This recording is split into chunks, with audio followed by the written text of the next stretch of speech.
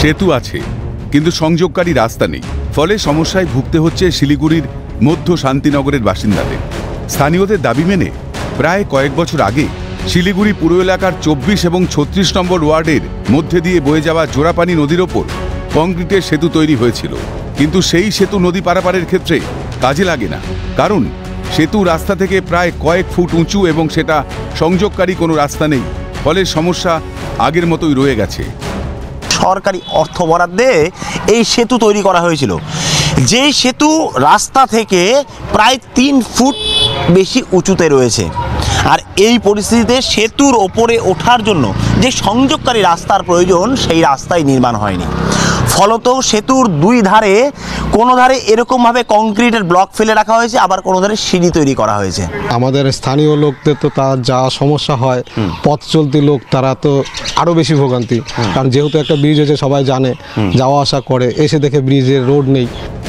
সেতুর একপাশে সিঁড়ি তৈরি করা হয়েছে এবং অপর পাশে রয়েছে কংক্রিটের টুকরো, কোনো মতে হাঁটা পথে চলে যাতায়াত।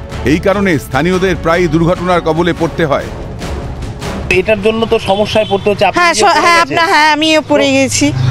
কেন রাস্তাটা হচ্ছে না, কি মনে হয়?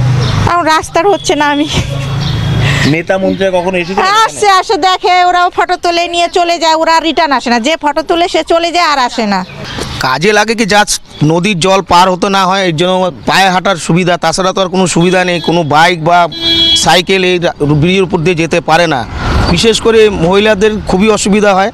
মহিলারা এই সিঁড়ি বেয়ে রাতে বিরাতে কোন ঠেকা কত পড়ে গিয়ে অ্যাক্সিডেন্টও হয়েছে অনেক। বারবার প্রশাসনকে জানিয়েও কোনো লাভ হয়নি বলে অভিযোগ বাসিন্দাদের।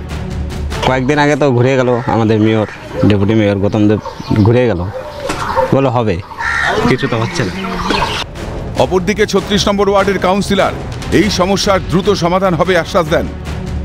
আমি আবার চেষ্টা করছি ওটাকে একটা সমস্যা সমাধানের জায়গায় যেতে, ওই রোডটাকে করে দিয়ে রাস্তাটাকে একটু উঁচু করে দিয়ে মিলিয়ে দিয়ে যাতায়াতের ব্যবস্থা করার চেষ্টা করছি। দীর্ঘ সময় আগে যে সেতু নির্মাণ হয়ে গেছে সেই সেতুর সংযোগকারী যে রাস্তা তার নির্মাণ করতে আর কতটা সময় লাগবে, আর কত অপেক্ষা করতে হবে, বা আরও কতটা দেরি হবে, সেই প্রশ্ন কিন্তু সব থেকে বড় হয়ে দাঁড়িয়েছে জোড়াপানি নদীর দুই তীরের বাসিন্দাদের কাছে। শিলিগুড়িতে ক্যামেরায় সৌমেন্দু মজুমদারের সঙ্গে নিতাই শাহর রিপোর্ট, ক্যালকাটা নিউজ।